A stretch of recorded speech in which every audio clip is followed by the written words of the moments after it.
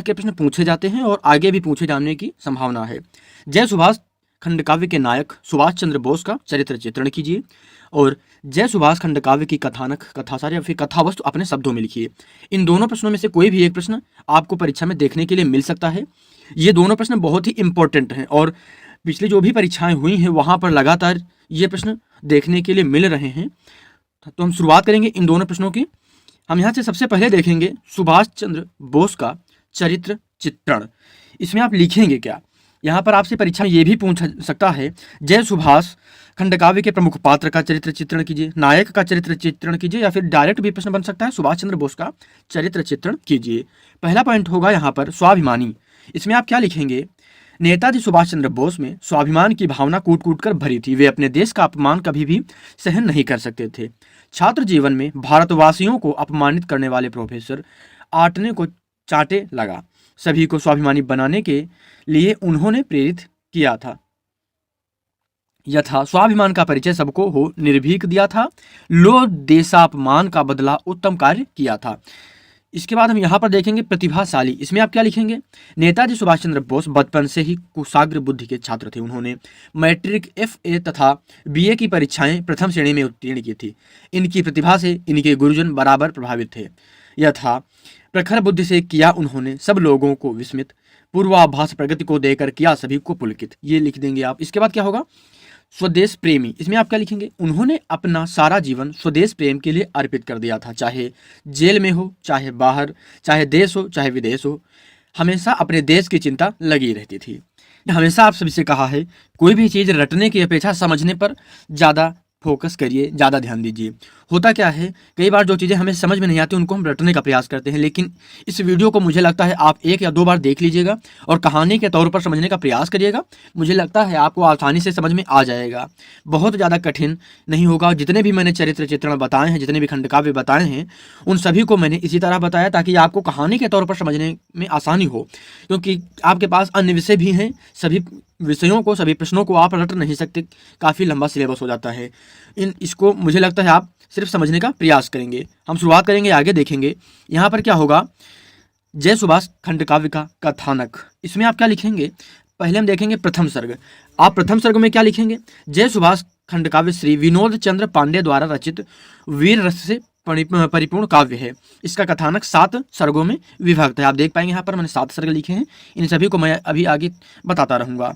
इसमें क्या होता है? नेता सुभाष चंद्र बोस का जो प्रथम सर्ग की मैं बात कर रहा हूँ यहाँ पर, नेताजी सुभाष चंद्र बोस जी का जो जन्म है 23 जनवरी 1897 ईस्वी में हुआ था। इनके पिता का नाम क्या था? जानकी नाथ बोस। सुभाष चंद्र बोस जी बाल्यकाल से ही बुद्धिमान एवं साहसी थे। छात्र जीवन से ही उनकी प्रतिभा का परिचय मिल गया था। मैट्रिक करने के बाद वे भारत के विभिन्न तीर्थों में भ्रमण करने के लिए गए। इंग्लैंड में वे कैम्ब्रिज यूनिवर्सिटी से उन्होंने ICF परीक्षा उत्तीर्ण की। 1918 ईस्वी में कलकत्ता में कांग्रेस का अधिवेशन हुआ। उस समय सुभाष चंद्र ने स्वयं सेवकों की एक टोली तैयार की थी। वे कलकत्ता नगरपालिका के मेयर चुने गए। स्वतंत्रता प्राप्ति के लिए उन्होंने जुलूस निकाला और जेल गए। 9 माह तक वे अलीपुर जेल में रहे। सुभाष चंद्र जी के कदम क्रांतिकारी थे, जिससे अंग्रेज डरने लगे थे। त्रिपुरी कांग्रेस के अधिवेशन में उन्होंने कांग्रेस की अध्यक्षता की थी। उनके अध्यक्षीय भाषण से सभी प्रभावित हुए। बाद में उन्होंने फॉरवर्ड ब्लॉक नामक दल बनाया। उन्होंने अंग्रेजों द्वारा स्थापित ब्लैक हॉल स्मारक का विरोध किया।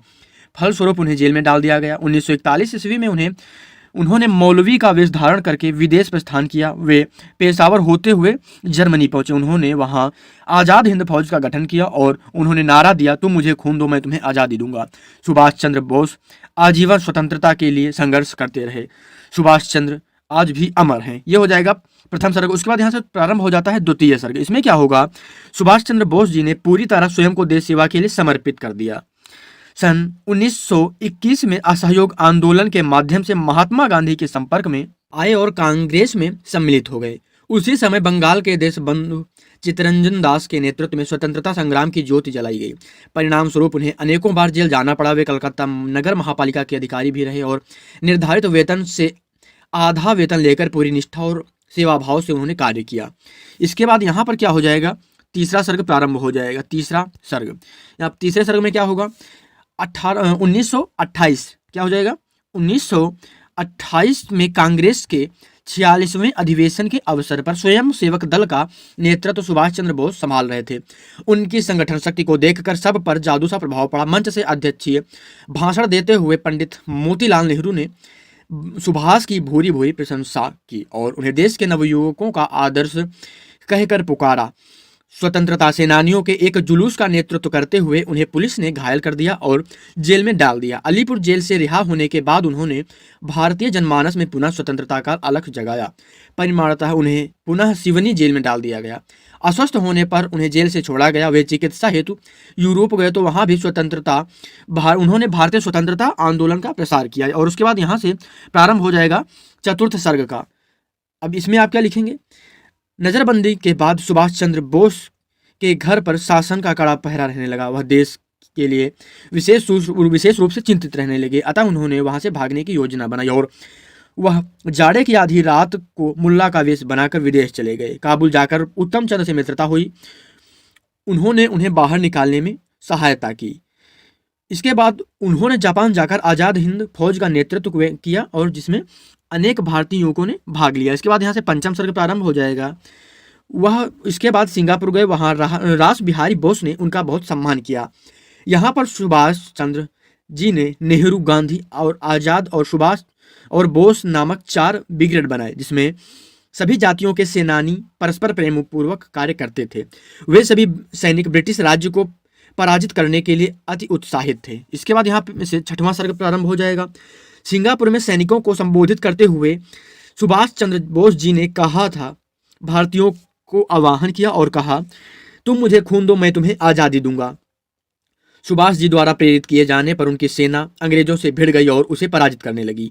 भारत माता की जय, नेताजी की जय का उद्घोष करते हुए आज़ाद हिंद फौज निरंतर आगे बढ़ रही थी। 18 मार्च 1944 ईस्वी को यह सेना अंग्रेजों को पराजित करती हुई कोहिमा पहुंची। आज़ाद हिंद फौज ने मोराई टिड्डिम पर अधिकार कर लिया। अराकान पर भी तिरंगा झंडा फहरा दिया गया। इस प्रकार से विजय प्राप्त करते हुए उन्होंने 1945 ईस्वी में नव वर्ष को पूर्ण उत्साह और उत्सव के साथ मनाया। इसके बाद यहाँ से 7वां और अंतिम सर्ग प्रारंभ होगा। वर्मा पर पुनः दुश्मन का अधिकार हो गया। आज़ाद हिंद फौज को भी पराजय का मुख देखना पड़ा और अगस्त 1945 ईस्वी में अमेरिका ने हिरोशिमा तथा नागासाकी पर परमाणु बम गिराया, जिस कारण से बहुत से लोग मारे गए और कुछ विकलांग हो गए। जापान ने जनहित को देखते हुए हथियार डाल दिए। आज़ाद हिंद फौज के सैनिक व्याकुल होने लगे। यह देखकर सुभाष चंद्र बोस भी परेशान हो उठे थे। जनहित में उन्होंने भी आत्मसमर्पण करने का निश्चय किया तथा सैनिकों को पुनः उचित समय पर लड़ाई प्रारंभ करने का आश्वासन दिया। सुभाष चंद्र बोस जी ने सैनिकों से विदा ली तथा जहाज द्वारा टोक्यो के लिए प्रस्थान किया, जहां उन्हें जापान के प्रधानमंत्री हिरोहितो से भी मिलना था वहां पर। और रास्ते में ही दुर्भाग्यवश 18 अगस्त को उनका जहाज ताई होक में दुर्घटनाग्रस्त हो गया। जापानी रेडियो द्वारा यह दुखद समाचार प्रसारित किया गया कि नेताजी सुभाष चंद्र बोस अब नहीं रहे। अचानक प्रसारित इस समाचार पर भारतीय स्तब्ध थे। यद्यपि आज हमारे बीच नेताजी नहीं है, किंतु उनकी अमर वाणी भारतीयों को अनंत काल तक प्रेरणा प्रदान करती रहेगी। यह खंडकाव्य का कथानक था जय सुभाष का। उम्मीद करता हूँ ये वीडियो आपको पसंद आया होगा। कैसा लगा वीडियो कमेंट करिएगा और अच्छा लगा हो तो शेयर करिएगा। लाइक करना आपकी मर्जी पर है, लाइक कर दीजिएगा। और अभी तक चैनल को सब्सक्राइब नहीं किया है तो सब्सक्राइब जरूर करिएगा। मिलते हैं अगले वीडियो में। पूरा वीडियो देखने के लिए आपका बहुत बहुत धन्यवाद।